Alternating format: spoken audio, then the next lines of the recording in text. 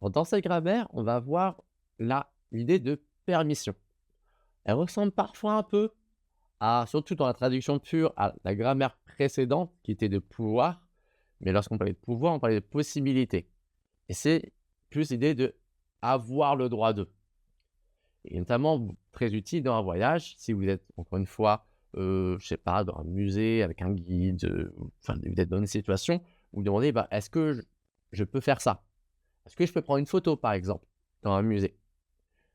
Utiliser le suita, la grammaire qu'on avait avant sur pouvoir, sera généralement compris. Mais en théorie, vous parlez purement de votre capacité à ce moment-là. En mode, est-ce que j'ai cette capacité, cette possibilité de prendre une photo? Alors qu'en fait, ce que vous voulez demander, c'est est-ce que je suis autorisé? Est-ce qu'il est permis de prendre une photo? Et c'est ce qu'on va voir dans cette grammaire. Alors, cette grammaire ne se met pas sur le radical, comme les grammaires qu'on a vues un peu précédemment. C'est un peu particulier. Elle va mettre sur le verbe qu'on va conjuguer au présent, normal, et on va enlever le yo. Par exemple, mogoyo devient, enfin, mogda, conjugué au présent, mogoyo devient mogo.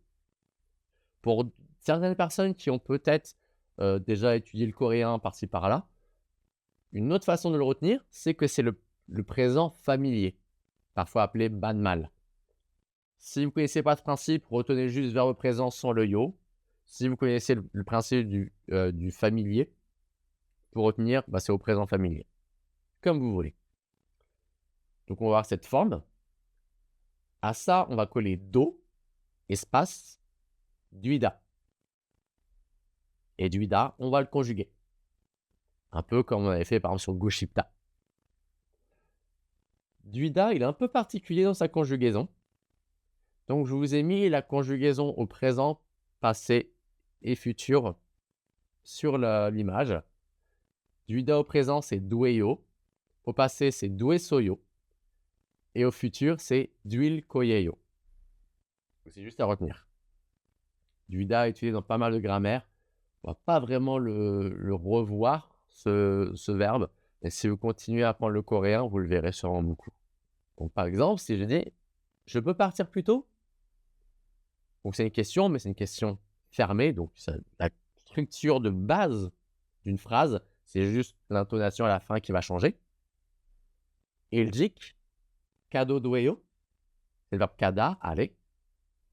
Kayo, on a le yo, ka. Kado duida, je conjugue duida, et c'est au présent. Dueyo, kado dueyo. Si c'est une question, ça peut être utilisé notamment aussi pour une phrase classique. Par exemple, tu peux commencer demain. Tu as la permission de commencer demain. Le verbe commencer, c'est shijak ada. Donc, au présent, shijak eyo, moins le yo, shijake. Donc, la phrase fait jigum, shijak edo dueyo. D'ailleurs, tu peux commencer maintenant, pas demain. Apprends à lire le français. Cette grammaire, peut-être par rapport aux autres, vous l'utiliserez un petit peu moins. Elle reste utile notamment, surtout sous forme de question, pour demander si vous êtes autorisé à faire quelque chose. Et c'est tout pour cette grammaire.